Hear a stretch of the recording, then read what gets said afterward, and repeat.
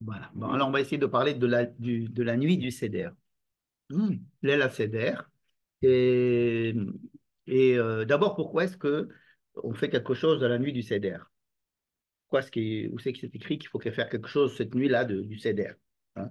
Alors, en fait, cette nuit du Seder, c'est la réunion de deux événements. Un événement, c'est le fait que le matin, enfin, disons, vers le coup de l'après-midi plutôt, après-midi, on a égorgé le sacrifice pascal. Salut, on avait égorgé le sacrifice pascal au temple et on ne pouvait le manger qu'après que le soleil soit tombé. Et juste après que le soleil soit tombé, on peut manger le sacrifice pascal. Donc le sacrifice pascal, le Corban Pessah, doit être mangé dès que la nuit tombe, n'est-ce pas? Et donc cette journée du 14 Nissan, qui commence à la moitié de la journée pratiquement, parce que le matin, ben, il n'y a rien à faire. Le matin, il n'y a rien à faire. Et après-midi, on fait le sacrifice. Et ensuite, on s'arrange pour le griller, pour le préparer. Et le soir, on s'assoit pour le manger. Donc, le soir de Pessah, le soir du Seder, qu'on appelle ça le soir du Seder, c'est en fait le soir où on doit manger le Corban Pessah. Jusqu'à quand on peut le manger? Jusqu'à minuit. Parce que au temple, tout ce qui concerne les sacrifices, la journée commence le matin et finit le soir. Hein? C'est pas comme en dehors du temple, la journée commence la veille, comme on fait nos Shabbats, et on finit la veille, n'est-ce pas? Alors que là, ça commence le matin et ça finit le soir. Donc, la journée du 14 finit pendant la nuit du Seder. Mais cette nuit du Seder, c'est aussi le début de 7 jours d'une nouvelle fête qui s'appelle la fête des Matzot. D'accord? Donc, c'est un soir où il y a une intersection entre le Chag HaPesach, qui est la fête qui dure un jour et qui est le 14 Nissan. C'est une fête qui dure un jour. C'est le sacrifice du Corban, de l'agneau pascal au temple l'après-midi et le fait de le manger le soir, d'une certaine manière. C'est quoi? Donc, ce soir, et c'est fini. La fête de Pessah finit le soir du Seder. Et la fête des matzot, la fête de manger des matzot, commence justement ce soir-là. Donc ce soir-là, il y a déjà deux fêtes qui s'entrecroisent en même temps, ce qui est très très très rare. Pratiquement jamais, il n'y a jamais ça dans le calendrier hébreu. Il n'y a jamais deux événements que l'on fête en même temps. Jamais. Hein, pourquoi? Parce qu'on fête toutes les fêtes sont fêtées la veille, hein, comme Shabbat. On commence à la tombée de la nuit la veille de la fête, et puis ça finit à la tombée de la nuit le lendemain, n'est-ce pas? Tandis que là, nous avons une fête qui fait une grande partie de sa validité, tiens, du temple. Or, dans le temple, la journée commence le matin et finit le soir. C'est le lendemain matin, n'est-ce pas? Donc, il y a deux temps, le temps du temple et le temps en dehors du temple qui s'entrecroisent ici. Et donc, la nuit du Seder, c'est justement cette intersection entre ces deux fêtes, la fête de Pessah et la fête des Matzot. D'accord? Fête de Pessah qui dure un jour, la fête des Matzot qui dure 7 jours. Étant donné que ce soir-là, on doit manger le Korban Pessah, c'est la principale mitzvah du Seder. La principale mitzvah du Seder, c'est de manger le Korban Pessah. D'accord? Maintenant, en principe, c'est tout ce qu'on doit faire. Non, la Torah nous donne il y a d'autres règles à suivre. Première règle, c'est que, étant donné que c'est le premier jour de la fête des Matzot, donc ce premier jour commence par un premier jour férié. C'est un Yom Tov, n'est-ce pas? Donc, comme le premier jour et le septième jour sont fériés, le premier jour, il doit se fêter on doit le sanctifier par un kiddush. Donc voilà une mitzvah qu'on doit faire d'après la Torah. Ce soir-là, c'est qu'on doit faire aussi le kiddush. On a déjà vu qu'il fallait manger le sacrifice pascal, quand il y avait le sacrifice pascal, aujourd'hui il n'y en a pas parce qu'il n'y a pas le temps, mais quand il y en avait, il fallait manger le sacrifice pascal, et il faut aussi faire le kiddush. Pourquoi le kiddush? Parce que c'est le premier jour de fête de la fête des matzot. D'accord? Fête matzot. Troisièmement, donc on a dit Pessah, il faut aussi commencer par le kiddush. Troisièmement, la Torah nous demande de manger le korban Pessah avec des matzot et du maror. d'accord? Pour des raisons particulières, il faut manger du maror. Donc, on a une mitzvah de la Torah de manger du maror avec le Korban Pessah. Et aussi, nous avons l'obligation de manger de la matzah. D'accord? Donc, toutes ces obligations-là, elles sont liées, la matzah et le maror, elles sont liées au Korban Pessah. Mais la matzah, c'est la première fois qu'on va en manger pour la fête des matzot. D'accord? Donc, il y a, si vous voulez, deux aspects de la matzah ce soir-là. C'est la matzah qu'on mange avec le Korban Pessah et la matzah qui va être notre pain de base pendant les 7 jours. D'accord? euh, Cinquième mitzvah de la Torah ce soir-là, c'est une mitzvah qui est assez connue. C'est ce qu'on appelle les saper bitziat mitzrayim. Hein, les saper bitziat mitzrayim, les saper banissim. Il faut raconter la sortie d'Égypte et les miracles qui se sont passés là-bas. Comme il est écrit, Zachor et oyom hazer sher yesatem mitzrayim ki bechozekiad otzianu mitzrayim veigata levincha bayom hahu lemot. Et tu raconteras à ton fils ce jour-là. Voilà. C'est quoi ce jour-là? C'est un problème. On ne sait pas c'est quoi ce jour-là. Pourquoi ce soir-là, on doit raconter la sortie d'Égypte? Pour l'instant, on a vu que le Corban Pessah, on comprend pourquoi il faut le manger. Le maror, il faut le manger à cause du Corban Pessah. La matzah, il faut la manger à cause du Corban Pessah et aussi parce que c'est le début de la fête des matzot. Le kiddush, parce que c'est le premier soir de la fête des matzot, n'est-ce pas? Mais raconter la sortie d'Égypte, a priori, il n'y a aucune raison de le faire ce soir-là. Il y a une mitzvah d'enseigner à ses enfants en général la sortie d'Égypte. Il faut enseigner, il faut donner des cours d'histoire et il faut apprendre. Les parents sont obligés d'enseigner à leurs enfants cette histoire de la sortie d'Égypte et il faut le faire. Alors pourquoi est-ce qu'on ne le ferait pas à un autre moment? Bon, vous connaissez l'histoire de la Haggadah, on peut le faire déjà depuis Rosh Chodesh. Pourquoi Rosh Chodesh? C'est le début de l'année. Début de l'année, bon, on commence l'année, bien on commence déjà à faire, puisqu'on cherche une date. Hein. On cherche une date, venez, on prend le premier jour de l'année. C'est le premier Nissan. On va dire Rosh Chodesh. On peut dire aussi Rosh Chodesh, c'est le mois, le premier jour du Nissan que nous avons vécu donc aujourd'hui. Hein, c'est aujourd'hui le premier Nissan. Donc aujourd'hui, Rosh Chodesh, c'est aussi le premier jour de l'année biblique. Donc c'est le jour de l'an biblique. C'est aussi le jour où Dieu s'est adressé à Moïse en lui annonçant la fête de Pessah qui allait venir 14 jours après. N'est-ce pas? Il ne lui avait pas annoncé la sortie d'Égypte, il lui a annoncé simplement la fête de Pessah, que dans le 14e jour, il faudrait manger le Corban Pessah en Égypte. Ça n'avait aucun rapport avec la sortie d'Égypte. Il ne lui a pas dit, dans 14 jours, on s'en va. Il lui a dit, le 14 jours, vous devez prendre un agneau le 10 du mois, vous le gardez chez vous, le 14, vous l'abattez et vous le mangez le soir. Vous le mangez de telle manière, avec du matzot et du maror, vous mangez le Corban Pessah, c'est tout. Il se trouve que ce soir-là, il y a eu en même temps la 10e plaie qui s'est passée, et il se trouve que les Égyptiens, quand ils ont vu la 10e plaie commencer à s'abattre sur tous les enfants égyptiens, ils ont décidé de renvoyer les Juifs qui habitaient là-bas. Et donc, on a eu la sortie d'Égypte ce soir-là. Il y a quand même un remède sur la façon de les manger. Non, le fait de les manger. Mais on ne sait pas pourquoi. Il leur dit absolument rien par rapport à la sortie d'Égypte. C'est vrai qu'il n'y a pas du tout écrit. Ouais, vous le sortez, vous avez un bâton, vous avez des chaussures, mais c'est tout. Il ne leur dit pas, par exemple, de faire des provisions. Il ne leur dit pas, par exemple, de préparer des sandwichs. D'ailleurs, ce qu'ils font ce soir-là, c'est qu'ils commencent à fabriquer du pain avec l'intention de le laisser reposer pour le faire cuire le lendemain. Donc, ils n'avaient aucune intention de partir. Pourquoi? Parce qu'ils ne savaient pas du tout qu'il fallait sortir ce soir-là. On a l'impression qu'on leur dit, vous allez sortir ce soir-là, mais on ne leur dit pas que vous allez sortir ce soir-là. La sortie est une surprise. C'est les Égyptiens qui les font sortir ce soir-là.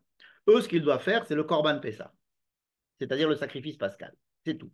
Pour ne pas subir la mort que tous les Égyptiens, en Égypte, tout le monde, tous les premiers-nés, de tout premier-né, même des animaux, doivent mourir ce jour-là. Donc, a fortiori les Égyptiens et a fortiori les Juifs aussi. Tous les premiers-nés des Juifs doivent mourir ce soir-là. Et peut-être même tous les Juifs, parce que tous les Juifs sont considérés comme des aînés de Dieu. Donc, en principe, la mort est là présente et il devrait y avoir donc comme une épidémie. Et l'épidémie, elle ne voit pas qui c'est qui est quoi et elle tape tout le monde. Donc, ce soir-là, pour vous sauver de l'épidémie, de la mort, il va falloir faire le Corban Pessah. Mais en même temps, ce soir-là, donc on sera sauvé de la mort par le Corban Pessah et en même temps, on sortira d'Égypte. Ce qui sont deux événements qui sont contigus, mais qui a priori n'ont rien à voir. On aurait très bien pu être sauvé de la plaie des aînés et rester encore une semaine, 2 semaines, un mois, 10 mois sans problème, puisque il n'y avait aucun. Mais il se trouve que les Égyptiens leur ont dit on veut que vous partiez tout de suite. Donc on est parti, pas parce que c'était prévu de partir, mais c'est parce que les Égyptiens nous ont demandé de partir. Ils nous ont obligés de partir, ils nous ont envoyés. Voilà, d'accord? EQTF, obligé de quitter le territoire. Bien, français. Alors, donc on a dit, d'après la Torah, quels sont les mitzvot de ce soir-là? Raconter la sortie d'Égypte. Pourquoi, on a dit, mais pourquoi ce soir-là? Tu ne nous as pas dit pourquoi c'était ce soir-là. C'est vrai.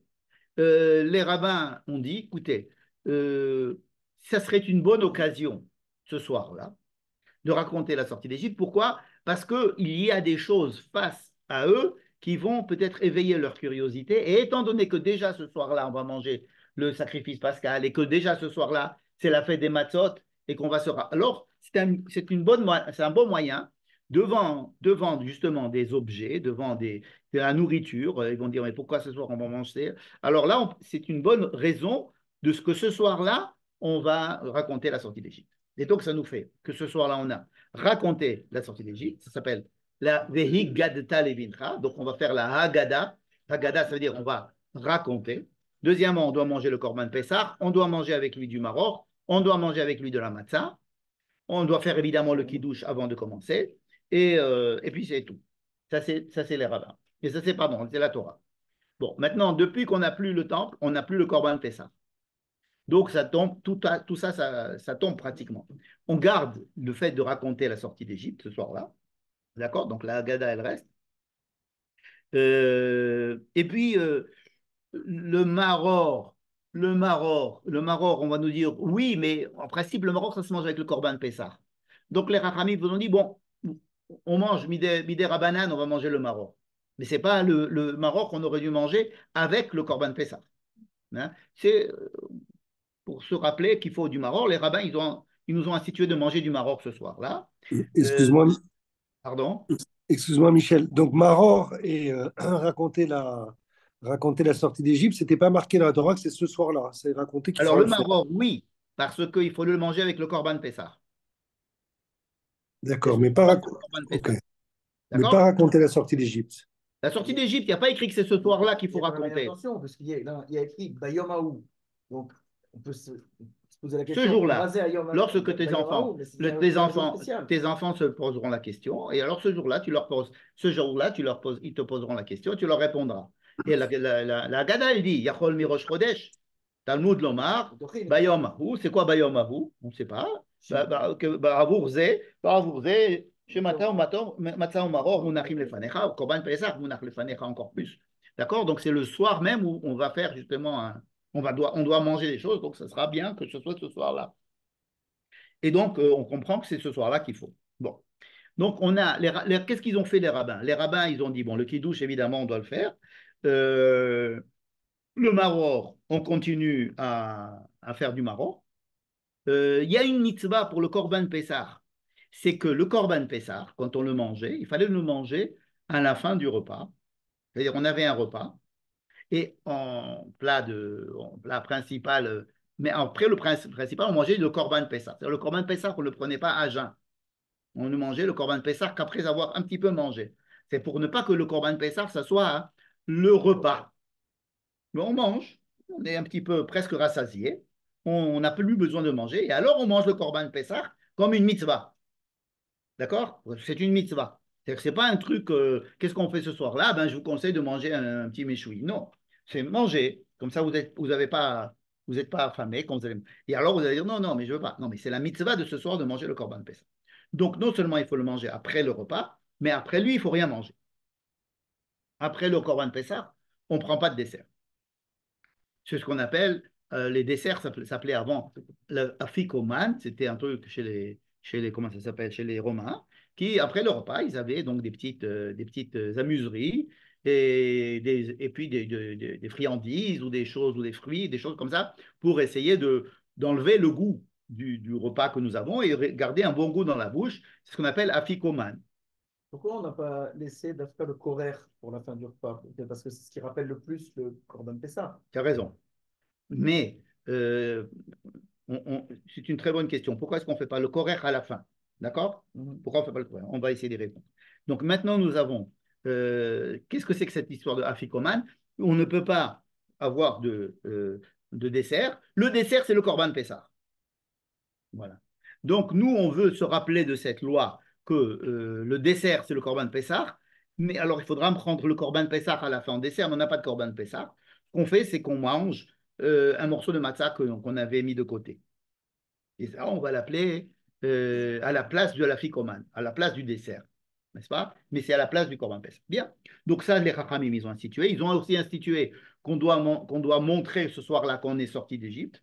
Donc pour cela, on doit faire la Heseba, ça veut dire de s'asseoir comme s'asseyaient les gens aisés, les gens riches, les propriétaires, les gens libres, n'étaient pas esclaves comme les Romains étaient. Et donc, on doit s'allonger sur des petits lits comme ça, et sur un coussin, et manger avec l'autre main. Bon, d'accord? Donc, ça, c'est la Heseba. Et maintenant, ils ont décidé, à propos de la Higata Levintra, de lire donc quelques textes que nous appelons, nous, ce soir, on dit Père la Haggadah. Et justement, étant donné que cette Haggadah est composée de 4 textes, la Haggadah est composée de 4 textes. Alors, et ce sont des textes importants, ce sont des textes que chacun a une importance et chacun a une raison d'être. Quels sont ces 4 textes? Il y a le Kiddush. Le Kiddush, c'est important, on se met debout, et donc on dit qu'on est Mekadshim et Mikra et Kodesh. On dit Mekadesh Israël Veyom Azemanim. D'accord? C'est ça le Kiddush. Ça veut dire qu'on va faire le Kiddush, on fait sur quoi on dit un texte. Ce texte, les rabbins disent, quand on lit un texte important, comme le Kiddush, on ne peut pas le dire comme ça, il faut quand même qu'il y ait un acte et on va prendre une coupe de vin avec nous. Hein? On va on Mekadshim à la yaïm. D'accord? C'est pas le vin qui est Mekadesh, la fête, c'est nous qui sommes Mekadeshim, c'est nous qui sanctifions la fête, c'est-à-dire qu'on déclare, c'est comme qu'on va déclarer les Jeux Olympiques ouverts, voilà. On déclare la fête ouverte, on déclare que ce soir c'est la fête, donc on déclare qu'à partir de maintenant, je déclare la fête ouverte, mais on le fait on n'a pas un micro dans la main, mais on n'a pas une torche, mais on a un verre de vin. Et même dans certains mariages, dans certains trucs, on dit je voudrais lever un toast à l'honneur des mariés. Alors voilà. Et puis alors je dis une bracha pour les mariés. Et puis après on fait et puis on peut boire du vin, n'est-ce pas? C'est-à-dire que c'est admis quand on lit un texte ou qu'on dit quelque chose d'important qui veut être solennel, on fait du vin. On prend avec du vin. Donc il y a le premier texte, c'est le Kiddush. C'est quoi le Kiddush? Le Kiddush de la fête des matzot. C'est-à-dire on est en train de commencer la nouvelle fête qui commence ce soir et qui va durer 7 jours et qui s'appelle la Chag HaMatzot. D'accord? Il y a un deuxième texte qui s'appelle, qu'on appelle le Magid. Qu'est-ce que c'est que le Magid? Magid, c'est de raconter aux enfants la sortie d'Égypte, ou bien de se raconter à soi-même, ou de raconter aux autres, de parler de la sortie d'Égypte ce soir-là. Et alors, c'est un texte qui s'appelle le Magid, on va voir tout à l'heure c'est quoi. Et ce Magid-là, lui aussi, il faut le faire sur un verre de vin. Donc, avant de lire le Magid, on verse un verre de vin. Et une fois qu'on a fini le Magid, on va boire le vin. Comment on sait que la Haggadah est finie? Lorsqu'on a bu le deuxième verre. Là, le Magid, il est fini. D'accord? Il y a un troisième texte que l'on va dire, c'est le Birkat Hamazon. Pourquoi? Parce on va manger quelque chose. Qu'est-ce qu'on va manger? Le Korban Pessah, évidemment. Mais on va manger aussi d'autres choses avant. On va manger de la matzah, on va manger le Korban Pessah et le maror. Et donc, on doit faire Birkat Hamazon. Donc, manger, ce n'est pas un texte, Mais après manger, on met un texte qui s'appelle le Birkat Amazon. Sur le Birkat Amazon, on a l'habitude toujours de le faire sur un verre de vin aussi. Parce que c'est un texte, c'est une bracha, on le fait sur une coupe de vin. Voilà la justification de la troisième coupe de vin. Et ensuite, il y a une autre mitzvah que l'on fait ce soir-là, c'est qu'on va dire le Hallel. Qu'est-ce que c'est que le Hallel? On va dire, OK, on va dire que Dieu nous a fait sortir d'Égypte, eh bien, on va le remercier pour ça. On remercie Dieu de nous avoir fait sortir d'Égypte, ça veut dire on remercie Dieu de nous faire sortir des exils en général. D'accord? On le fait à Yom HaAtzmaut, on le fait à Hanouka, on le fait au moment où on est délivré. N'est-ce pas? Donc, on fait le Hallel. Et le Hallel étant un texte important, avant de lire le Hallel, on verse une coupe de vin. On peut prendre la coupe de vin pendant qu'on fait le Hallel ou on peut la poser, d'accord? Mais après le Hallel, on va boire le vin. Donc pourquoi est-ce qu'il y a 4 coupes de vin? C'est parce qu'il y a 4 textes à lire, importants, différents. Et donc sur chaque texte, on remplit une coupe et on le boit après avoir lu le texte. Kiddush, Haggadah, Birkat Hamazon et le Hallel. D'accord? Maintenant, comme vous dites les rabbins, Le ils Hallel, on a ont... commencé avant. Pardon? Le Hallel, on a commencé avant.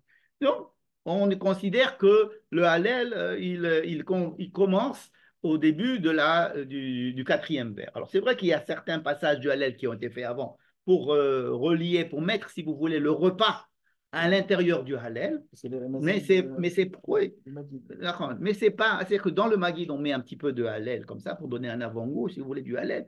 Mais le Hallel, il commence à Shefor, Hamatra et Lagoïm, Asher le Torah, et le Hallel et avec Nishmat et la bracha du Hallel, et après on prend le quatrième vers. Donc, si on vous demande pourquoi est-ce qu'on boit 4 vers, c'est pas parce qu'il y a écrit les Arba Leshonot Shel Geoula, c'est pas parce qu'il y a écrit je te veux ressortir et je te délivrerai et je te prendrai comme un peuple et je t'amènerai sur la terre. Arba Leshonot Geoula. C'est pas pour ça qu'on fait 4 vers. On fait 4 vers parce qu'il y a 4 textes à lire et que sur chaque texte on doit prendre un vers. Les rabbins, après, sont venus, ils ont donné des commentaires sur ces 4 vers. Et ils ont dit, une des choses qu'ils ont dit, par exemple, c'est il y a 4 verbes de la délivrance. Il y a aussi une autre, je ne sais pas si vous connaissez cette dracha des Chachamim dans Masechet Psachim, oui, mais dans les Yerushalmi, qui disent, il y a écrit 4 fois Kos Paro. Parce que quand le rêve de les chansons, le chanson, il rêve son rêve, et il dit je vais prendre, et j'ai pris les raisins, et je les ai pressés dans le verre de Paro, et le cos de Paro, il est dans ma main, et quand Yosef lui explique, il lui dit ben, tu vas redonner ensuite du vin. Il a écrit 4 fois cos Paro, pour ça on fait 4 kosot. C'est le début du talir de la délivrance de Yosef. Ok, peut-être, mais en tous les cas, il y a beaucoup de raisons. C'est pas que les Arba, les Shonot Géoula. Il y a ça, il y a aussi, il y a pas mal il y a une liste là-bas d'explications pourquoi est-ce quels sont les Arba, les Shonot, pourquoi les Arba Kosot.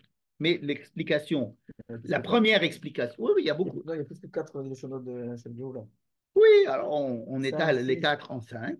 Et oui, alors on fait un 5e vers, parce que le 5e vers correspondrait donc à la venue en Israël, etc. Bon, ça se fait de plus en plus. Mais à la base, c'est ça. Donc ça, c'est, si vous voulez, comment est-ce que construit cette soirée? Elle est construite avec beaucoup de choses qui nous semblent un petit peu venir de tous les côtés. Et c'est pour ça qu'on appelle la nuit du Seder, parce que les Chachamim, ils ont essayé de faire du Seder dans un grand balagan. Donc c'est vrai que c'est une soirée de balagan. En général, il y a 20 personnes autour de la table, il y a des gosses, des machins. Et donc c'est un grand balagan. Mais alors on essaie de faire quand même du Seder, parce qu'il y a tellement de mitzvot, comme on vient de le voir, qu'il va falloir faire un peu de Seder dans cette histoire. Les gens qui ont ajouté le 5e vers, il n'y a pas un texte qui était ajouté aussi? Non, ceux qui ont ajouté le 5e vers, ils ont dit qu'il faut le faire après le Hallel Agadol, après Hodou Lamekito, qu'il est Olam Hado, on boit le 4e, et après le Hallel, à la fin du Hallel, à la place du 4e, on boit le 5e. Donc on boit un vers supplémentaire au milieu quand on dit Hodou Lamekito, qui s'appelle le Hallel Agadol. Okay. Alors à ce moment-là, on boit le 4e vers. Et alors à la fin du truc, on dit le 5e vers. Okay. Et comme ça nous fait 5. Mais il n'y a pas un texte supplémentaire. Okay. On le rajoute. On dit que, étant donné que c'est un texte, Hodou Lamekito, crois qu'il y en a 26 phrases là où il y a qu'il est en trace Mhm. d'eau. Donc on dit c'est un texte qui a une importance lui-même, il peut avoir un vers pour lui tout seul, et ça nous fait donc 5 vers. Bon, la recette, ça a été décidé beaucoup plus tard par les Sofrim, pour nous dire un petit peu comment ça, de se rappeler un petit peu de choses qu'ils voulaient qu'on se rappelle. Bien, donc on voit que ce soir-là, il y a des mitzvot de la Torah, des mitzvot des Chachamim, d'accord. Et en gros, on a l'obligation de faire ce qui est résumé dans la chanson. C'est une chanson. Kadesh Urchatz Karpas Yachatz, Magid Rochza Motzi Matza, Maror Korech Shulchan Orech, Tafon Barech Alel Nirza. Ça se voit que c'est une chanson parce que ça rime, n'est-ce pas? Et donc c'est ça le Seder. Le Seder, c'est d'avoir tout mis dans cet ordre-là, n'est-ce pas? Est-ce que cet ordre-là était le bon ordre? On va voir que non. Ce n'était pas l'ordre qui était fait à la base, et on va voir pourquoi. Donc, on va voir. La base, quoi. La base, c'est quand il y avait le temple. Hein. Il y avait le temple, et donc la Mishnah parle du temple, quand il y avait le temple. Bien que la Mishnah ait été écrite après la destruction du temple, mais les gens, les Tanaïm qui parlent dans la Mishnah parlent de l'époque du temple encore. Donc, on se rappelle de ce qui se passait au temple. Certains Tanaïm ont vécu l'époque du temple. Donc, Hillel et Shammai, ils étaient à l'époque du temple. Donc, il y a pas de... Il y a une continuité jusqu'à dans la Mishnah. Après, la Gemara, le Talmud qui va être écrit à Babel, là, ils vont commenter des choses qui se passent vraiment. On voit qu'on n'est plus ni en Israël, ni au temple, ni rien. Donc, il y a des choses qui vont se mettre en place et qui vont être différentes. Et nous, on suit en général le Talmud de Babylone. Bien. Donc, on a dit, première chose, Kadesh. Kadesh, on se met debout, on fait le kiddush. Urchatz. Urchatz, ça veut dire qu'on doit se laver les mains. D'accord? Pourquoi on se lave les mains? Pourquoi on se lave les mains? Parce que avant, on se lavait toujours les mains avant de tremper. Et on trempait tout le temps. On trempait tout le temps. Tout était trempé. C'est un peu comme on en mange le houmous, on prend du pain, on le trempe dans le houmous, il n'y a pas de fourchette et des couteaux. Donc tout se passait avec la main. Et d'ailleurs, même, ils disent, on se lave qu'une main à l'époque. Pourquoi? Parce ils étaient allongés comme ça, et on leur a rapporté des petits trucs, et puis ils avaient besoin que d'une main. Donc on leur lavait qu'une main. Ça peut être ça. Mais ça, c'était tous les soirs. Hein. Alors, étant donné qu'on va prendre quelque chose et on va le tremper, donc on veut pas, il faut laver les mains. D'accord? Donc on se lavait les mains en général quand on trempait quelque chose dans autre chose et quand on mangeait du pain. D'accord? Et à chaque fois, il y avait une bracha. Donc, on faisait même une bracha pour ça, pour se laver les mains. Là, on dit aujourd'hui, on se lave les mains et on ne fait pas de bracha, n'est-ce pas? Pourquoi on ne fait pas de bracha? Avant, ils faisaient des bracha. Mais étant donné qu'on a perdu l'habitude de se faire netilat yadayim pour manger quelque chose que l'on trempe, alors on enlève la bracha. La question n'est pas de savoir pourquoi est-ce qu'on se lave les mains à ce moment-là. La question est de savoir pourquoi est-ce qu'on se relave les mains une deuxième fois quand on va les manger. C'est du temps. Il est passé du temps. Alors, ça veut dire quoi, il est passé du temps? Ah, on s'est gratté la tête. On s'est gratté la tête, exactement. On a pu se salir la main, donc on se la relave. D'accord? Mais ce n'est pas évident du tout. C'est pas évident parce que est-ce qu'avant, il mangeait avant ou après? Avant. Avant, il mangeait tout de suite. Avant, tout de suite, on se mettait à manger. C'est mieux. C'est beaucoup mieux. Mais on fait le motzi après la première fois sans bracha? Non, on ne fait pas motzi, on fait karpas. Karpas. On fait karpas. On trempe le karpas dans de l'eau salée. Il n'y a pas, Oui, bien sûr. il y a pas- Kadesh, urchatz, karpas. Non, faut manger avant. Manger avant le Bien sûr, on mangeait avant le magid. Et ça va nous expliquer plein de choses. Mais il y a bracha avant quand on mange que le matzah seul, non? Ah, on fait le matzah seul et le motzi. Mais c'est avec la même netilat yadayim, on fait un motzi lechem minaretz, à l'achilat matzah et Oui, sherian. on fait ça après le netilat yadayim ou Oui, bien après sûr. la première fois? Non, c'est la deuxième fois. J'ai oublié, ok. D'accord? Mais Mais c'est pas la raison pour laquelle il faut. se laver les mains la première fois? La deuxième fois. La deuxième fois, on se lave parce qu'on a passé du temps. Parce que le problème, c'est qu'on a passé du temps. Et pourquoi on a passé du temps? Parce que les rabbins ont mis la Haggadah avant le repas. Alors qu'à la base, la Haggadah était après le repas. gourmet. D'accord? Bon, pourquoi la Haggadah, pourquoi d'abord on mangeait le repas tout de suite? Pour que, Non, pas parce qu'on avait faim.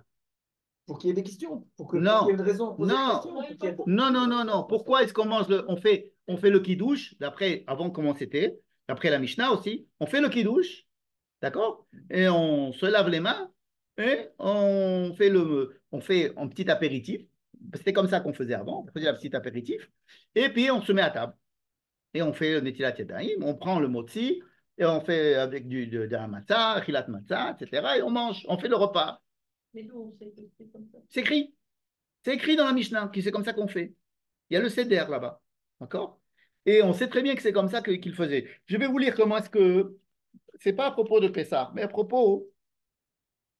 euh, à propos en général, comment est-ce que ça se passait quand on se, merci, quand on se mettait à table chez les gens bien à l'époque. C'est-à-dire quand les gens ils faisaient une petite réception comme ça. Mais pas, ça n'a rien à voir avec Pessah, n'est-ce pas? Ketzat Seder à Serouda. D'accord? Comment ça se passe je lis, c'est la Tosefta dans Brachot. Ça n'a rien à voir avec Pessah. Je vous dis comment est-ce qu'à l'époque, il décrivait un repas, n'est-ce pas? Orhim Nichnasim. Donc les invités arrivent. Veyoshvim, Al-Gabe Safsalim, donc il y a des petits bancs, mais ils ne rentrent pas encore dans la salle. C'est Kabbalat Panim, ce qu'on appelle aujourd'hui Kabbalat Panim quand vous avez dans un mariage. C'est Orchim Nichnasim, Veyoshvim, Al-Gabe Safsalim. Sur des petits bancs, s'ils veulent s'asseoir, etc.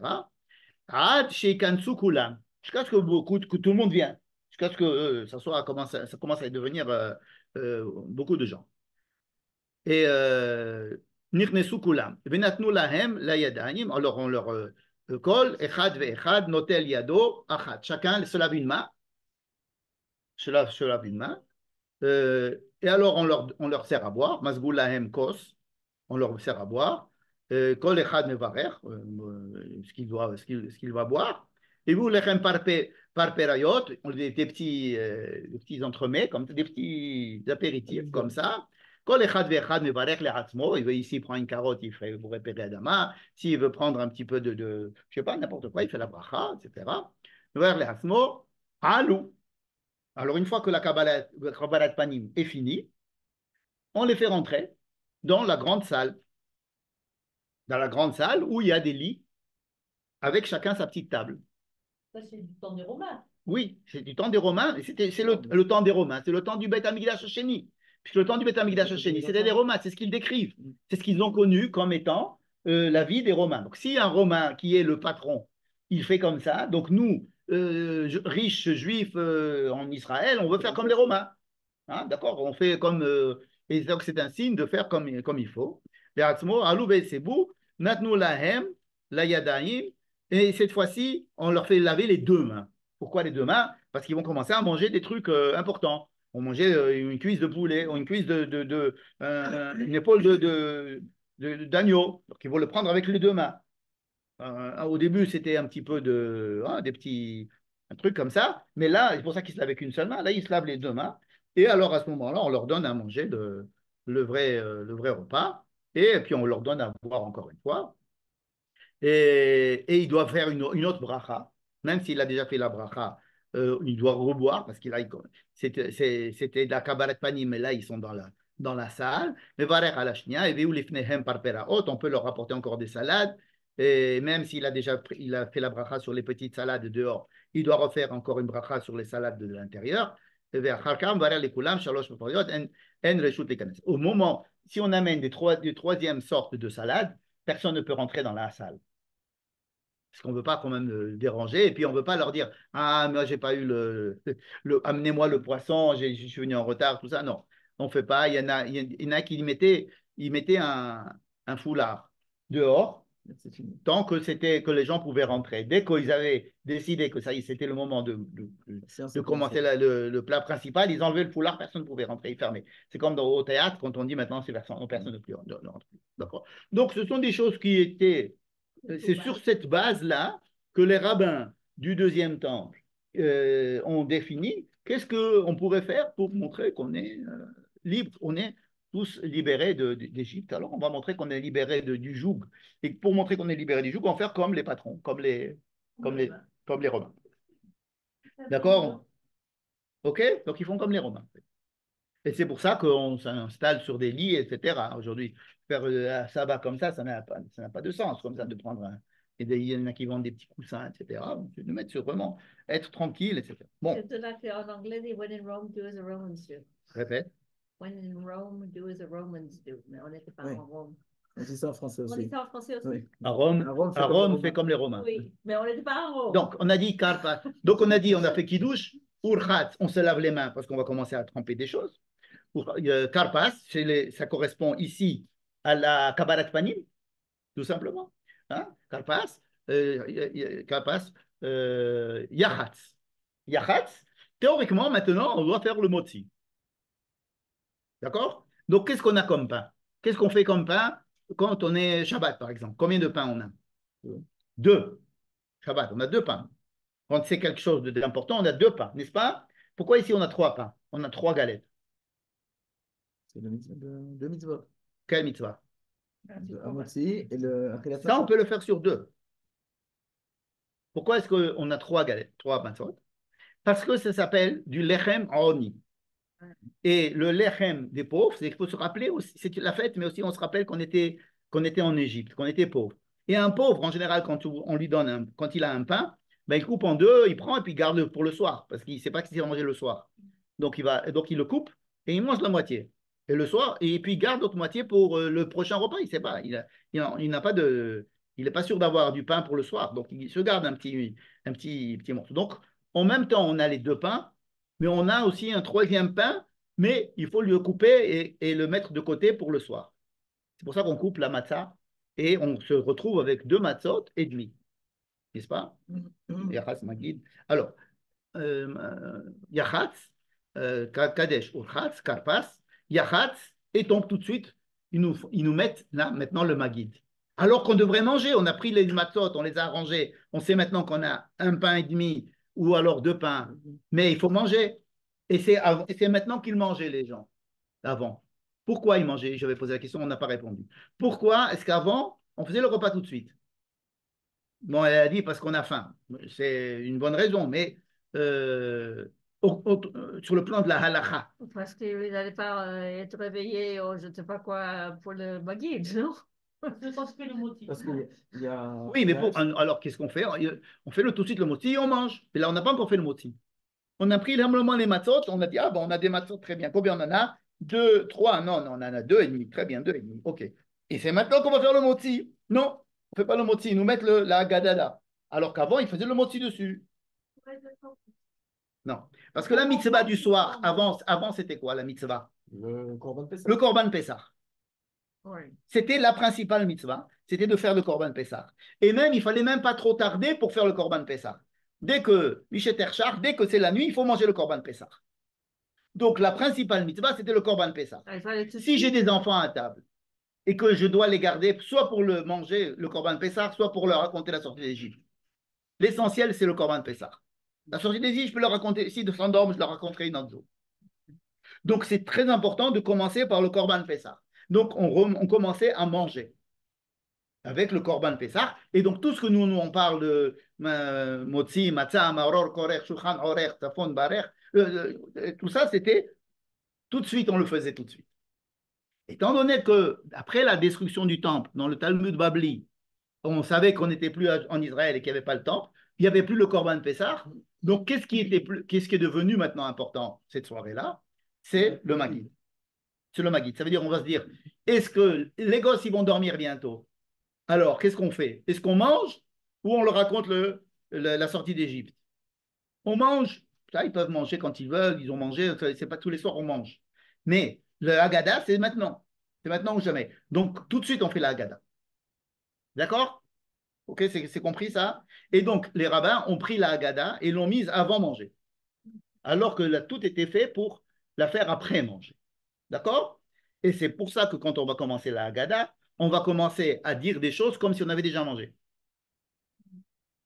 Par exemple, Manishtana. Qu'est-ce qu'il va dire le gosse? Manishtana, pourquoi ce soir on a mangé du Korban Pessah, il va dire. Pourquoi ce soir on a mangé du méchoui?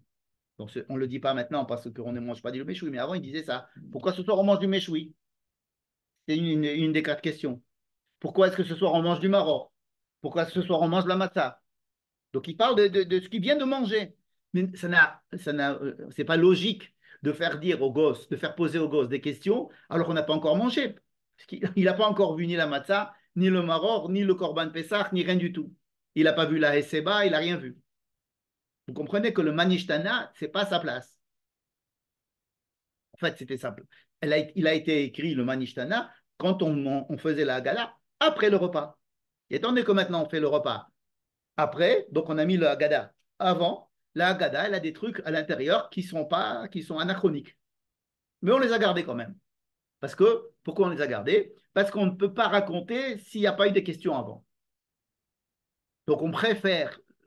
Alors qu'est-ce qu'on fait? Ben, on envoie les enfants au GAN et on demande à la ganénette de leur apprendre Manishtana. Et comme ça, ils peuvent lire Manishtana. Pourquoi est-ce qu'on doit leur apprendre à lire Manishtana? Parce qu'il n'y a aucune raison qu'ils font Manishtana tout seuls. Il n'y a pas de questions à poser. Ils n'ont rien vu encore de bizarre dans la soirée. D'accord? Et les questions de Manishtana, elles peuvent être posées par quelqu'un de conscient et d'intelligent qu'après avoir mangé. Or, les questions de Manishtana sont maintenant mises avant parce qu'on n'a pas de raison de les. Euh, il faut poser des questions avant de répondre. Voilà. Il faut poser des questions avant de répondre. Donc maintenant, on a vu que s'il y a cette inversion-là, on comprend aussi pourquoi est-ce qu'on va se laver les mains deux fois. Alors qu'avant, on ne se lavait pas les mains deux fois. Avant, on se lavait les mains une fois. Pourquoi? Parce qu'on prenait l'apéritif et puis on mangeait. N'est-ce pas? Mais maintenant qu'on a mis la Haggadah au milieu et qu'on peut se gratter la tête comme je le fais maintenant, pendant qu'on fait la Haggadah en se disant attends, je n'ai pas compris la question, alors il faut se relaver les mains. Tout simplement parce qu'entre l'apéritif et le repas, on a fait rentrer un gros truc à lire, alors et que pendant ce truc-là, on va discuter et donc les mains elles font ce qu'elles veulent, donc on va les relaver après. D'accord? Ça répond aux deux questions qu'on s'était posées. Bien. Donc maintenant, on est obligé de commencer la Haggadah alors que avant, c'était après le repas. Beaucoup de gens, je suis sûr, auraient préféré d'avoir le repas tout de suite. Mais je ne sais pas combien de gens auraient fait la Haggadah après. Aujourd'hui, on les tient avec le repas en leur disant. Alors, ce qu'ils font, c'est qu'ils font la Haggadah et puis le Hallel, il passe à l'as. Parce que bon, après manger, on s'en va. Bon, donc on a le Maggid. Et donc, on va rentrer maintenant un petit peu, si vous voulez bien, dans la Haggadah. Donc, comment est-ce qu'elle a été fabriquée, cette Haggadah? Donc, la Haggadah, elle va commencer par quoi? Elle va commencer par des petites phrases qui sont dans toutes nos sards de Haggadah. Elles ne sont pas mises dans le même ordre. Donc, ce sont des petites phrases que l'on dit qui n'ont pas de rapport les unes avec les autres. Par exemple, Bibhilu yatsanu mimitzrayim.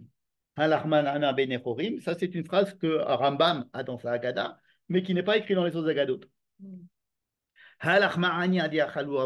C'est une phrase qui a été aussi rajoutée, qui n'est pas dans la Haggadah de Rabbi Sadia Gaon. Dans Rabbi Sadia Gaon, il va dire ça, c'est Donc, il y a des petites phrases comme ça qui sont au début, comme si c'était des avant-propos. Des avant-propos, n'est-ce pas, avant la Haggadah. Ensuite, il va y avoir toute une série de halachot concernant la Haggadah. Ça veut dire quoi? Ça veut dire qu'au début de la Haggadah, on ne dit pas encore la Haggadah. On ne raconte pas la sortie d'Égypte. Qu'est-ce qu'on fait? On est en train de dire qu'il faut raconter la sortie d'Égypte.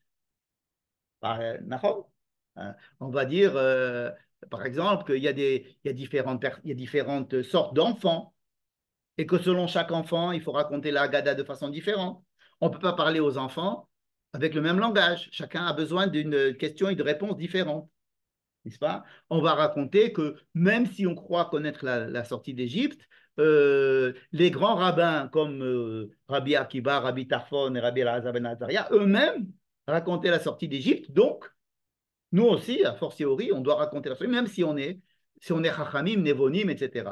Donc, ce sont des petits textes qui sont là simplement pour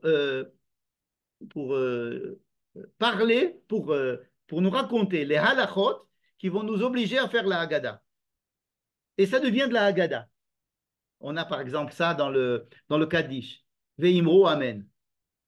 Quand on dit Veimro Amen, c'est une halacha. Et à ce moment-là, dites Amen.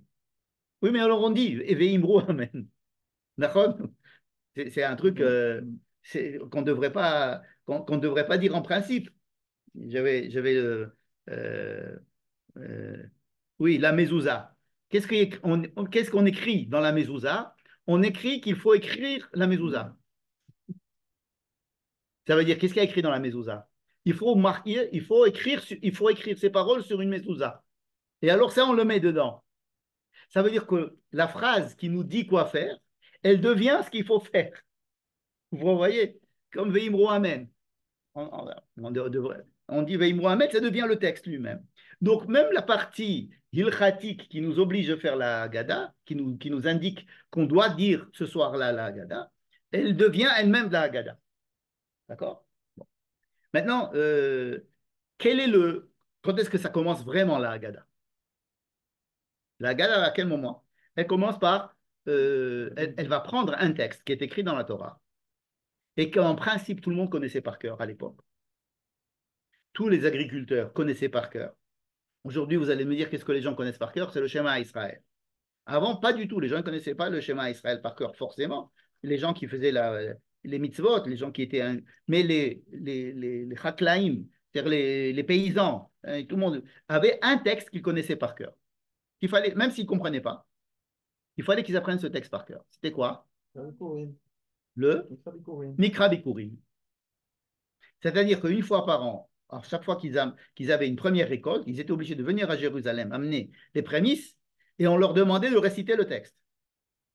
Et on leur disait, mot par mot, il fallait qu'ils l'apprennent. Une fois, deux fois, trois fois, quatre fois, à la fin, c'est-à-dire que c'était le texte le plus répandu dans le peuple, la population des habitants d'Israël, sans parler évidemment des gens qui connaissaient toute la Torah, etc. Mais les gens de base connaissaient ce texte-là. Ce qu'on appelle Mikra Bikurim, qui est un texte qui apparaît dans le livre de Devarim, dans la paracha de Kitavo, si je me trompe bien. Et là-bas, il y a écrit que tout paysan israélien arrive avec ses prémices au temple, il va chez le Kohen et c'est là qu'il va déclarer, il va faire une profession de foi, il va dire voilà, Arami Oved Avi, Red Mitzrayma, etc. Et il raconte toute l'histoire du juif, que nous prenons ce texte et que ce qu'on fait, on essaye de le commenter. Les rabbins ont commenté ce texte. Et c'est ça la Haggadah. C'est-à-dire que le texte que tout le monde connaît par cœur, qui raconte, entre autres, la sortie d'Égypte, eh ben c'est lui qu'on va commenter ce soir-là. N'est-ce pas? Et ils l'ont fait surtout pour les enfants et pour les gens qui sont considérés comme des enfants au niveau de la connaissance, à savoir des paysans tout simples qui ne connaissent pas la Torah, qui ne connaissent rien du tout. On leur dit venez à la synagogue, quelqu'un qui ne sait rien du tout, on vient lui dire fais le Kaddish. Alors il dit je ne sais pas, alors on lui apprend le Kaddish mot par mot, il ne sait pas, il apprend le Kaddish. D'accord? Ou une fois qu'il l'a dit pendant 3 fois par jour pendant un mois ou un an, ben, il va commencer à le connaître par cœur. Ça ne veut pas dire qu'il sait ce qu'il dit, n'est-ce pas? On dit bah tu sais toi, qu'est-ce que tu connais comme texte? Il dit moi je ne sais rien en hébreu, je connais le Kaddish. Ah ben viens, je vais t'expliquer ce que c'est que le Kaddish, et alors on peut lui expliquer le Kaddish. Et c'est pour ça que cette explication, le commentaire de ce texte-là qui est écrit dans la Haggadah, qu'est-ce qu'on fait? Comment on le commente? On prend le texte, on lit un pasouk, on lit le pasouk, et ensuite on partage ce pasouk en mots, et on va traduire les mots, ou alors expliquer chaque mot avec un pasouk qui s'y réfère. Ça veut dire que c'est la base de la base de la base. On n'est pas en train de parler à des grands sages. On n'est pas en train de faire du pile-poule. On est en train de faire un truc basique de chez basique. C'est-à-dire, on prend un petit texte et on le traduit. On va dire Mazel Lachatz, comme Israël Lochatzim. Qu'est-ce que c'est que Lochatzim? On ne sait pas ce que ça veut dire, il parlait plutôt l'araméen. On va dire Dochak. Dochak, c'était le mot pour dire Lochetz en araméen. Hein? Lachatz, זה הדחק, נכון?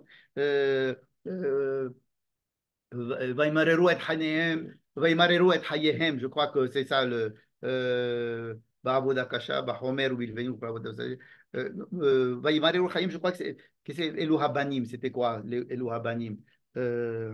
Un truc où on souffrait, Zod derech eretz. Perishut derech eretz, c'est quoi ça?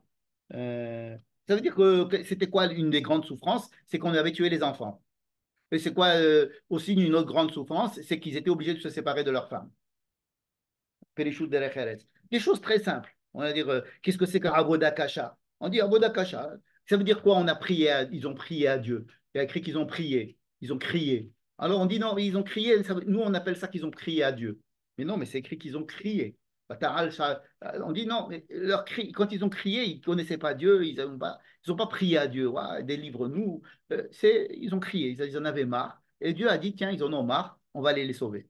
Et nous, on traduit ça comment? Ils ont prié, n'est-ce pas? Etc. Donc, ce sont des drachotes, ce qu'on appelle des drachotes, de différents types, mais ce ne sont pas des drachotes d'un très haut niveau de difficulté ou bien de pile-poule, n'est-ce pas? Pourquoi? Parce que la population à laquelle on s'adressait, c'était la personne lambda, qui ne connaissait pas la Torah. Avant, on n'étudiait pas la Torah. Vous savez qu'on n'étudiait pas la Torah. La Torah, on a commencé à l'étudier que très, très, très tardivement. Ils n'avaient pas de Torah.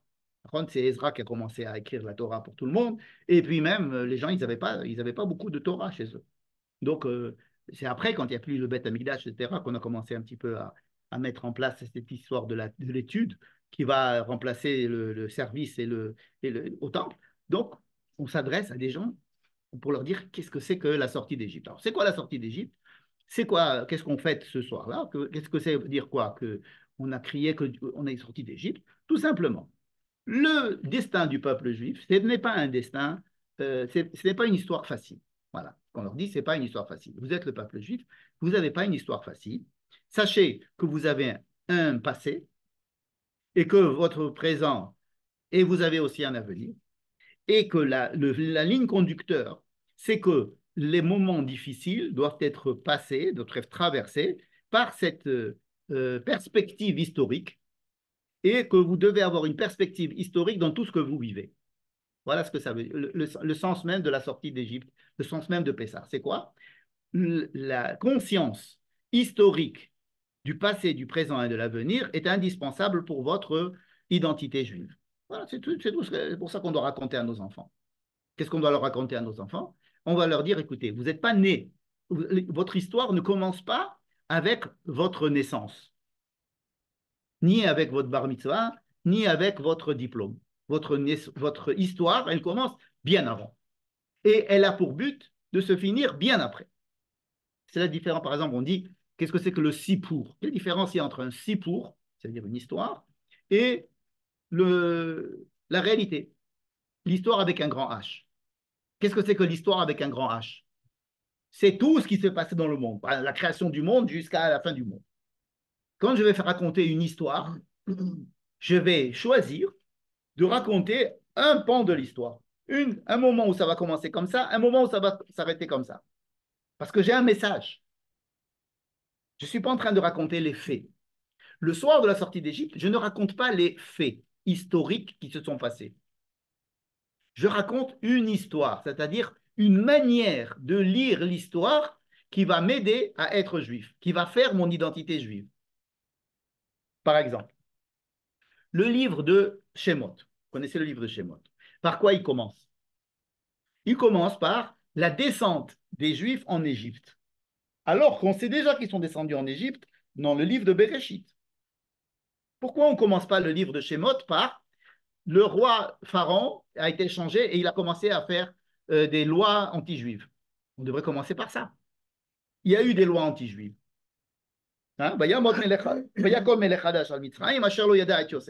On devrait commencer le livre de Shemot comme ça. Puisque c'est la principale nouvelle, n'est-ce pas? Tout ce qui était raconté avant, on le savait déjà. Que Yaakov et ses enfants, et qui sont descendus en Égypte, et voilà leur nom, tout ça on le sait. Pourquoi le livre de Shemot commence par nous dire nous sommes descendus d'Israël en Égypte, de Canaan en Égypte? Pourquoi on ne commence pas le livre de Shemot par l'information, la nouvelle information qui est un roi a commencé à faire des lois anti-juives et donc on est tombé en esclavage. Parce que si je raconte l'histoire comme ça, si je dis par exemple, quelle est l'histoire du peuple juif? C'est qu'on était en Égypte, il y avait un roi qui était très méchant. Donc qu'est-ce que c'est que la solution du problème? C'est le roi. Que le roi meure et que tout revienne comme avant. Comme avant, c'est quoi? Qu'on vive en Égypte tranquille. Imaginez que je raconte l'histoire des Juifs en Russie. Il y a eu un tsar qui n'aimait pas les Juifs. Ce tsar a commencé à faire des pogroms et il a commencé à tuer tous les Juifs. Comment est-ce que ça va être la Géoula? La Géoula, c'est que ce tsar, il meurt, qu'il y ait un tsar qui soit plus clément avec les Juifs et qu'on enlève toutes les lois des Juifs. C'est comme la Megillat Esther. Comment on commence la Megillat Esther? Il y a un roi Achashverosh qui était très méchant et à la fin, il est devenu gentil. Alors que ce n'est pas du tout ça qu'on veut raconter. Parce que si on raconte ça, on peut rester en galoute. D'ailleurs, dans la Megillat Esther, on dit qu'on est resté en galoute. On ne dit pas qu'on est monté en Israël. Imaginez que on ait commencé Shemot par il y avait un roi qui était très méchant, qui s'appelait Paro. Comment est-ce qu'on va finir? Eh bien, ce roi est mort et on est resté en Égypte et on était très content en Égypte. Alors, on commence par dire non, il faut commencer par on était en Israël et on est descendu en Égypte. Et alors que c'était mauvais. Donc, comment on va s'en sortir? En retournant en Israël. C'est-à-dire le choix du début et de la fin de l'histoire que je vais raconter est indispensable pour le message que je vais faire passer dans l'histoire. Donc, ce ne sont pas des faits historiques que je veux raconter. La Megillat Esther, elle raconte que j'étais en exil, que ça allait mal et après ça allait bien. Je suis resté en exil dans la Megillat Esther, n'est-ce pas? Tandis que dans le livre de Shemot, on me dit, tu étais en Eretz Canaan, tu es descendu en Égypte, là-bas tu as souffert, on a arrêté la souffrance et on est surtout sorti d'Égypte, n'est-ce pas? Donc l'histoire que l'on raconte n'est jamais objective. Elle n'est pas objective. Hein? Agnon, quand il a fait son discours, quand il a pris le prix Nobel, qu'est-ce qu'il a raconté? Il a dit, mon histoire commence à Titus. Titus, j'habitais en Israël, Titus est venu, il m'a détruit mon temple, et là, il a fallu que je m'exile, je suis allé en Espagne, je suis revenu, maintenant, ensuite j'étais en Ukraine. Et maintenant, en Ukraine, je suis revenu en Israël, et maintenant, voilà, ça veut dire que si je raconte l'histoire qui commence par j'étais en Israël avant, alors la fin de l'histoire, ça ne peut être que quand je reviens en Israël. C'est-à-dire que la Géoula, la délivrance, c'est quand je reviens en Israël. Hein? La Megillat Ha'atzmaut, elle commence par Be'eretz Israël kam ha'am ha'yehudi. C'est ici que naît le peuple juif. Il n'a pas dit c'est en Égypte que naît le peuple juif. On aurait pu dire le peuple juif est né en Égypte. La Megillat Ha'atzmaut a dit non, le peuple juif est né sur cette terre. Sorti de cette terre, on revient sur cette terre. Donc quand je raconte une histoire, je choisis à quel moment je vais commencer l'histoire, à quel moment elle va finir, pour donner un message. Et ce n'est pas du tout des faits objectifs que je suis en train de raconter, c'est une histoire pour me donner un message. Et quel est le message? Le message, c'est qu'on va dire à chaque juif, qui doit dire à chacun de ses enfants, ne crois pas que tu es un garçon qui fait partie de l'humanité ou d'un peuple normal. Tu fais partie d'un certain peuple qui a tout sauf de normal dans son histoire, sur sa terre, qui a un passé et qui a un avenir. Et tant que tu ne seras pas branché, monté sur ce train de l'histoire, tu ne vas pas t'en sortir dans ton identité juive. Tu seras à côté. Donc, il est indispensable de raconter ça. Par exemple, l'histoire du 7 octobre a rappelé à beaucoup de gens qu'il y avait de l'antisémitisme dans le monde et qu'on n'avait pas fini avec la Shoah et qu'on n'avait pas fini avec la haine du juif et qu'on n'avait pas fini avec tout ça. On aurait pu croire que ça y est, on est revenu en Israël et donc maintenant en Israël, tout est beau dans le meilleur des mondes. On n'a qu'à se débarrasser des problèmes en donnant celui-là un territoire, celui-là un territoire, celui-là un territoire, celui-là un territoire, et on sera tranquille. Et puis, comme le 7 octobre, on s'est rappelé de la Shoah. On s'est dit, on n'est pas dans un état trop différent de la Shoah, avec les gens autour de nous qui veulent essayer de nous tuer en permanence. Donc, c'est un zikaron, c'est Zecher Litziat Mitzrayim, très douloureux que s'est passé le 7 octobre, mais c'est un zikaron, c'est ça, Veigata Levintra. Alors, des fois, on ne fait pas le Veigata Levintra, c'est l'histoire qui nous le raconte, qui nous le rappelle. L'histoire, elle fait Veigata Levintra. Mais si on fait le Veigata Levintra suffisamment correctement et que tout le monde fait Ivé Gatal et Vintra, il y aura plus de chances qu'on n'ait pas besoin que l'histoire ne le rappelle. Donc c'est une question de vie, pratiquement, de vie et d'identité, cette histoire de l'Yetziat Mitzrayim.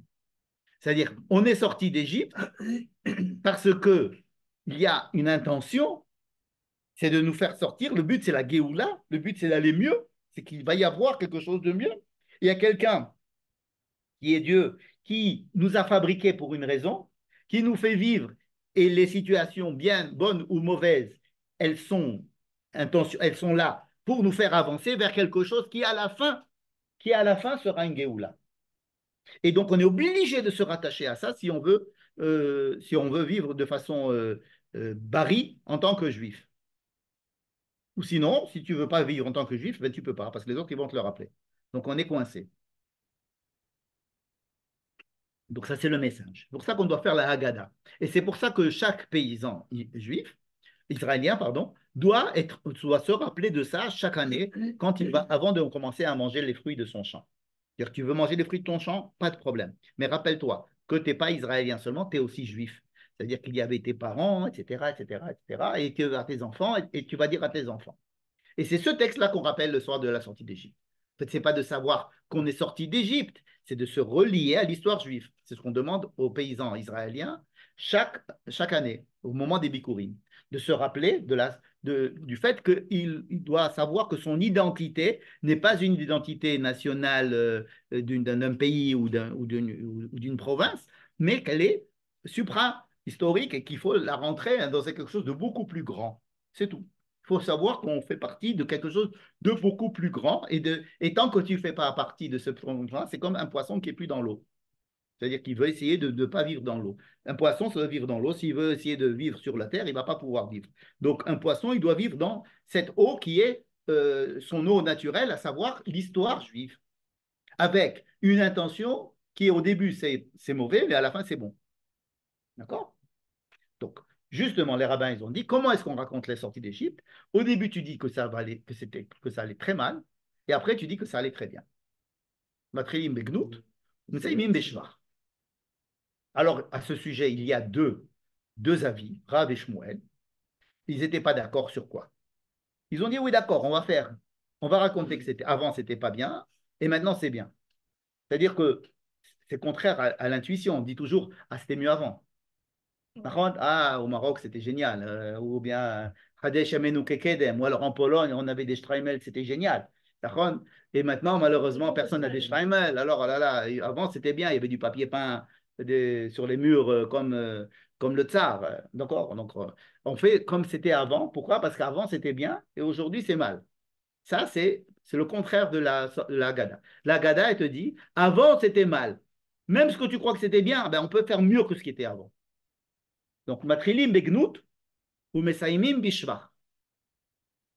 C'est ça que ça veut dire. Ça veut dire que l'histoire, telle qu'elle doit être racontée, elle doit être à visée optimiste. Matrilim begnout ou mesaimim bishvach, ça veut dire que l'histoire que tu dois faire passer à tes enfants, elle est obligée d'être optimiste. Même si tu es en 39, même si tu es en 40, même si tu es en 41.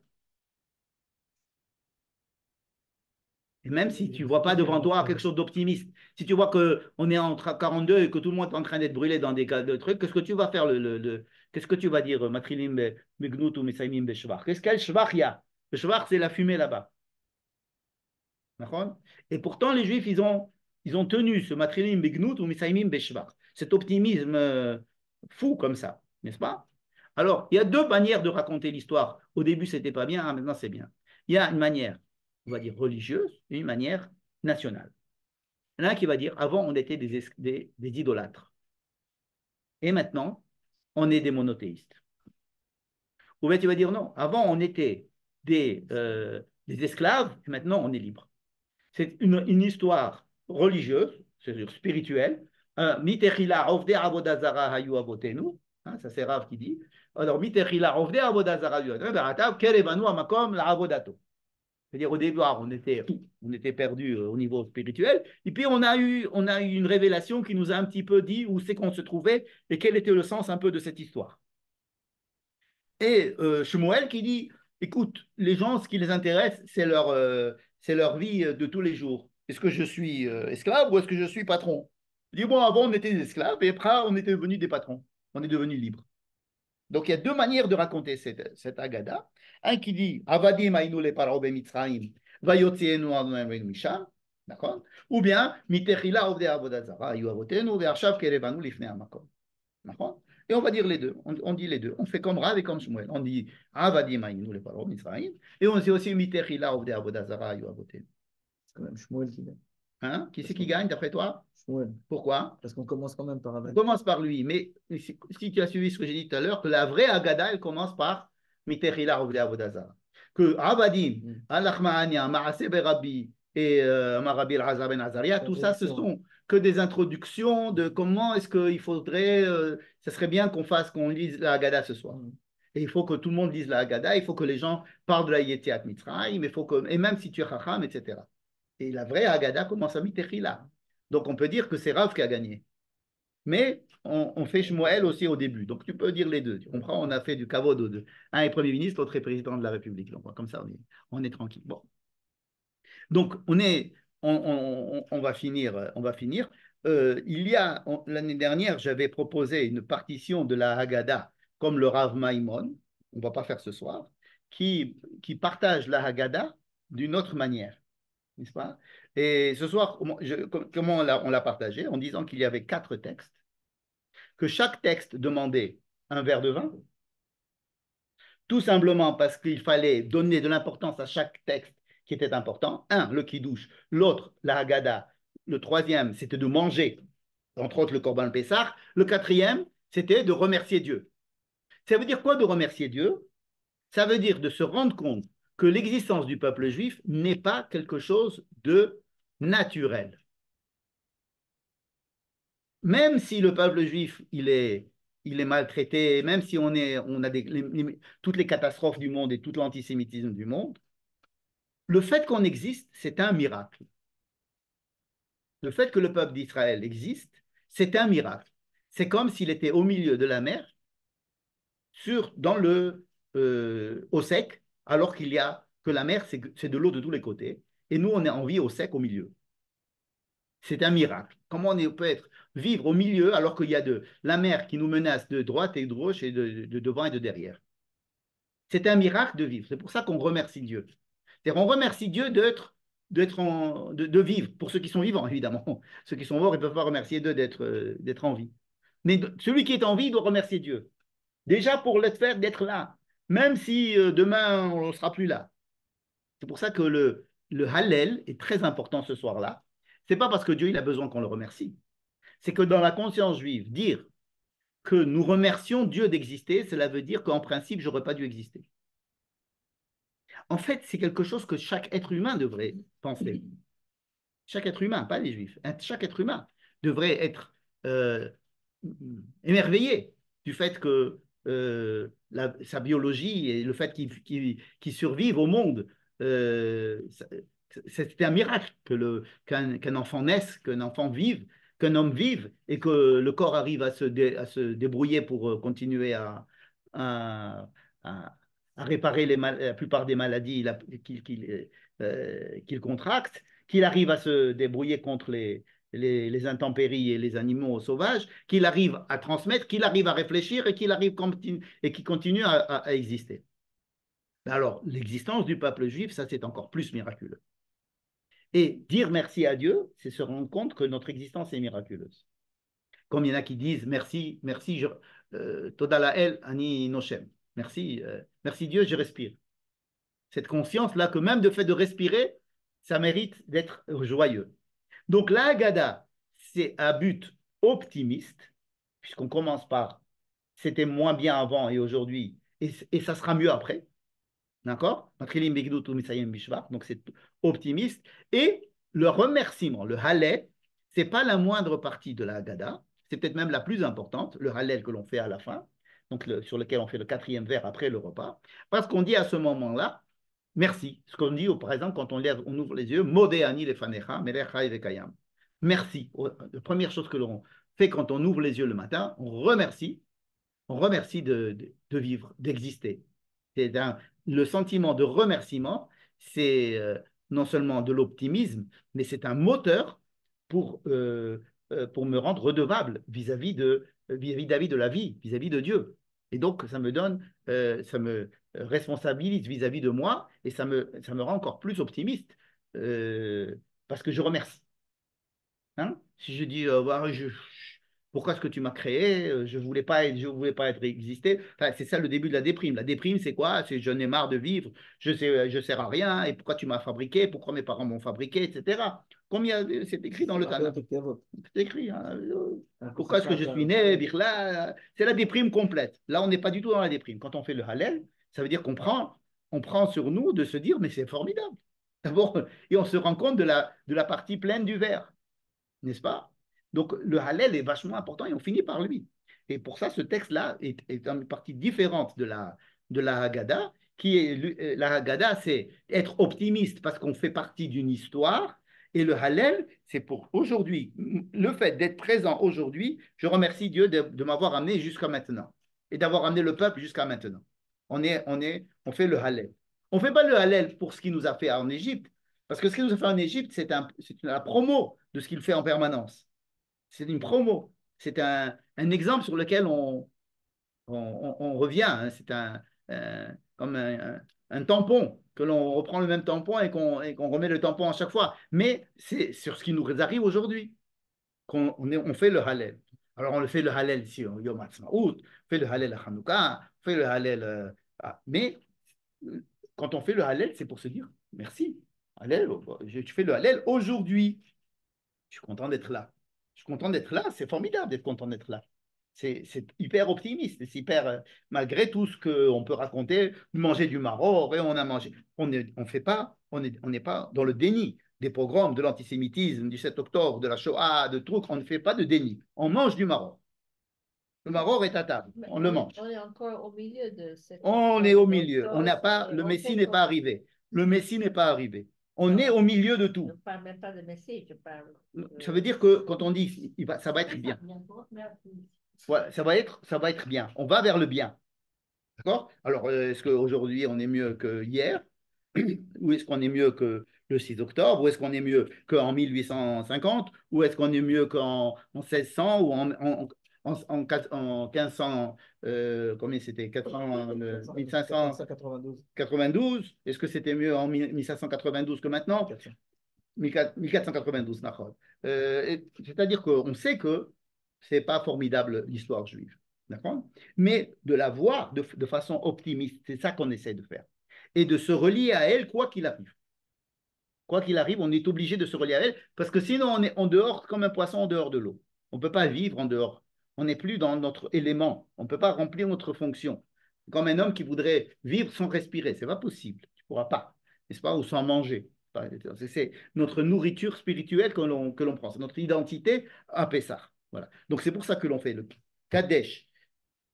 On fait la Haggadah. On fait Birkat Amazon pour le repas parce qu'on a mangé et qu'il faut qu'il y ait quelque chose de tangible. Et ensuite, on fait le Hallel. Voilà pourquoi est-ce qu'on boit les 4 verres de vin et à peu près la structure même de tout le Seder. Voilà, je ne sais pas quelle heure il est. Voilà, c'est déjà assez tard. Bien, alors, Chag Sameach. La semaine prochaine, il n'y a pas de cours. Il n'y a pas de cours. Donc, Chag Sameach à tout le monde. Chag Sameach, merci pour ce cours, super. Avec plaisir, merci beaucoup à vous. Au revoir. J'aurais des choses à raconter. Chodesh Tov Umvorach et Besorot Tovot. Et Chol HaMoed, il y aura? Chol HaMoed, il y aura, ouais. Chol HaMoed, il y a. Tu vas envoyer un mot à tout le monde? Ouais, j'envoie toujours des mots. Non, pour dire qu'il n'y aura pas cours, ouais, bien sûr. Ouais, je verrai.